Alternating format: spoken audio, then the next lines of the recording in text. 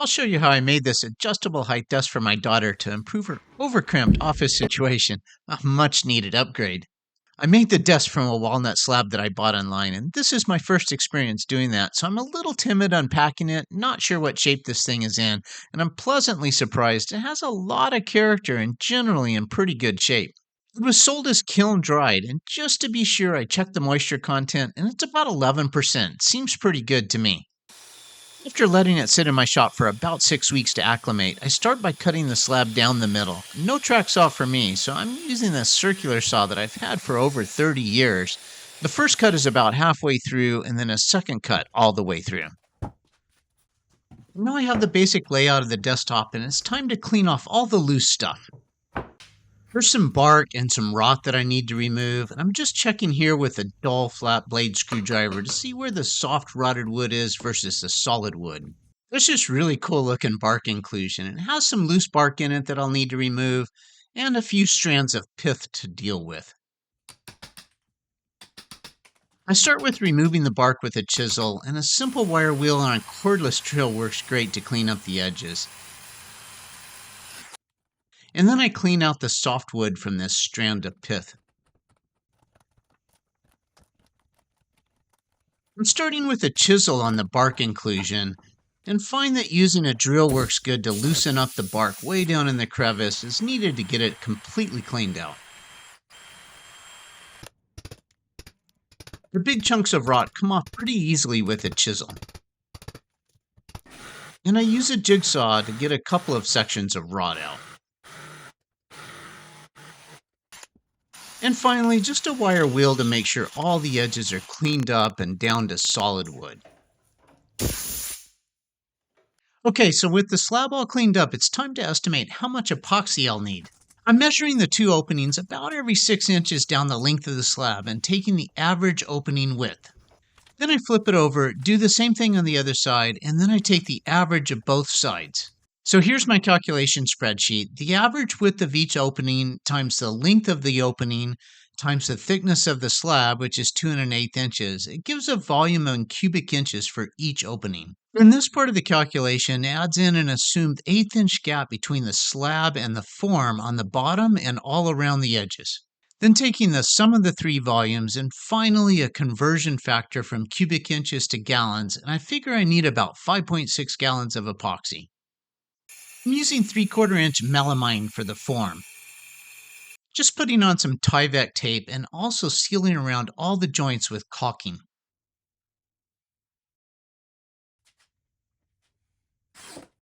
I'm going to be using some mold release spray before I pour the epoxy, so I don't bother putting Tyvek tape across the entire base. I think it's really only beneficial around the edges.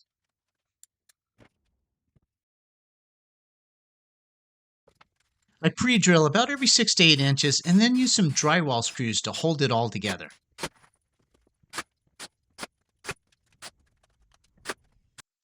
Then I also run a bead of caulk all around the inside corners. And so that I don't accidentally damage that bead of caulking when I set the slab into the form, I put a small chamfer around all of the downside corners of the slab. There are some holes on the bottom side of the slab that I fill with a little bit of epoxy a few days before doing the big pour. I was concerned that if I didn't do this, they might collect some big air pockets when I do the main pour, so just to avoid some hassle later, I'm pre-filling them now. Take the form outside to spray on this non-stick mold release. I don't want the overspray of this stuff all over my shop. I just wipe it around and spray on another light coat.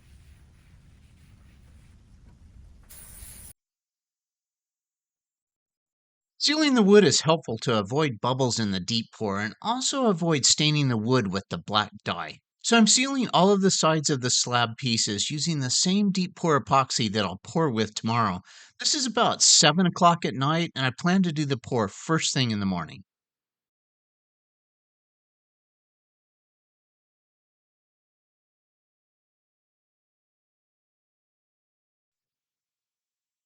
And I'm going to just go ahead and get it clamped down now and ready to pour, just using some of these silicone baking cups to keep the epoxy from getting all over my clamps. Okay, so now it's been about 12 hours since I put on the seal coat, and it's still sticky. just perfect to avoid having to scuff it up. The epoxy that I'm using is just about the cheapest that I could find online, rated for deep pour 2 to 4 inches. I think epoxy's a bit of a commodity, not sure if it's worth paying 2 to 3 times extra for that fancy brand name. After mixing for about 5 minutes, I add the black dye and then mix for another couple of minutes. And pour it back and forth a little bit between my mixing buckets just to make sure I've got a uniform color. I'm just looking at it in a little plastic cup just to make sure I have enough dye to make sure it's opaque. And it's ready to pour.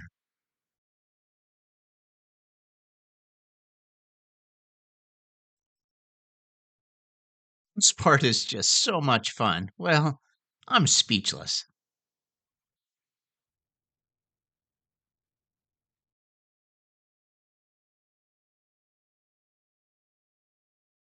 Using a chef's torch, I clear the initial wave of bubbles. Then I check back about every hour or so for the rest of the day to pop more bubbles in some areas where I probably didn't get the wood sealed well enough. I set up a fan to keep it from overheating too much for the first 12 hours or so, and then I just let it sit for the next 3 days.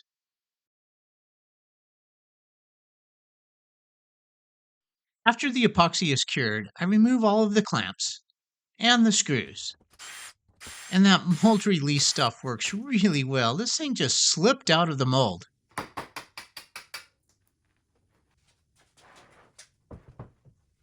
But wow, it's really heavy. And after putting plywood on my workbench for the router sled, I'm able to get it back up onto the bench to flatten it. I mean, my workbench is flat, right? I did a separate video on the router sled, so I won't get too bogged down with the details here. I'm taking off quite a bit of thickness since I'm wanting the final thickness to be closer to 1.5 inches, 1 3/4, and it's a starting thickness of just over 2 inches.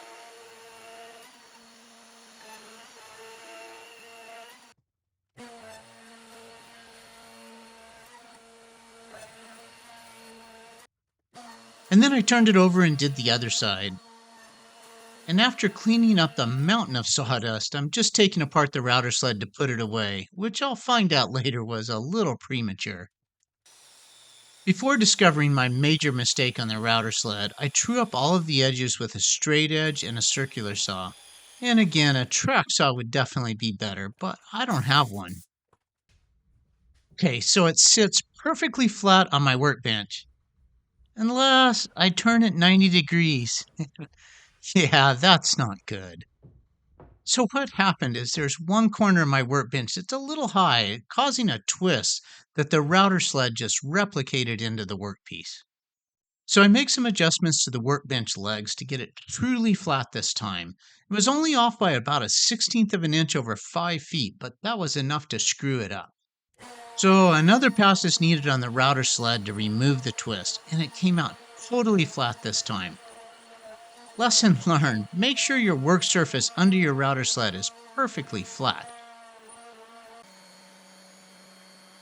I start sanding with 80 grit sandpaper and it goes faster than you might think.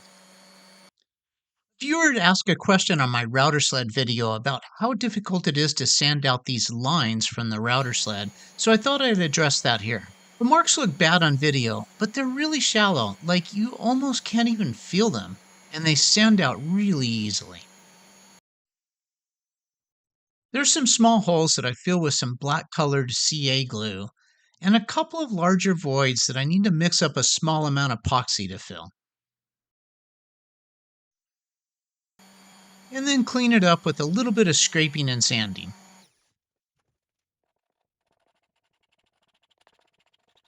This is a 22.5 degree chamfer along the bottom edge, and I do it in 2 passes because it just seemed like too deep of a cut to do in 1 pass. With some meticulous measurements, some double-sided tape, and a straight edge, I'm able to cut the grooves for the C-channel. The C-channel will hopefully help keep it from warping over time.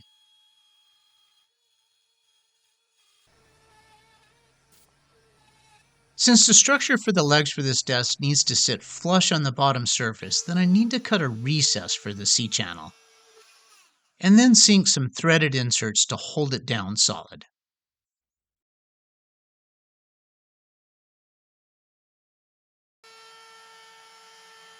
After putting a small round over on the top edge, Then I sand progressively finer grits all the way up to 600 grit, and water popping the grain a couple of times along the way.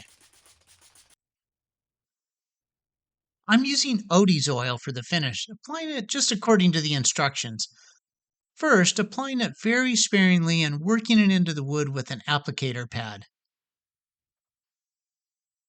After letting it sit for about an hour, then I wipe off every bit that I can with a terry cloth towel. And then buff it a little bit. This is only after there's just no residual oil on the surface at all. And after doing the bottom, I go ahead and install the C channel right away.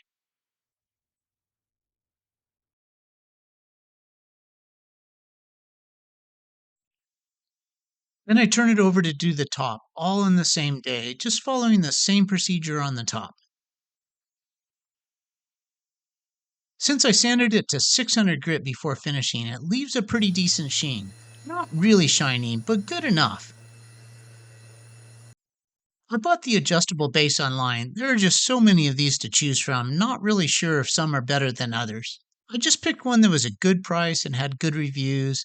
It needs some assembly, but it's pretty straightforward. Seems like the quality is well thought through. For example, these little rubber grommets are pretty cool.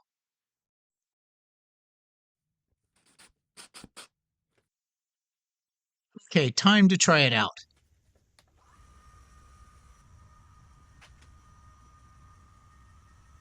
Thanks so much for watching.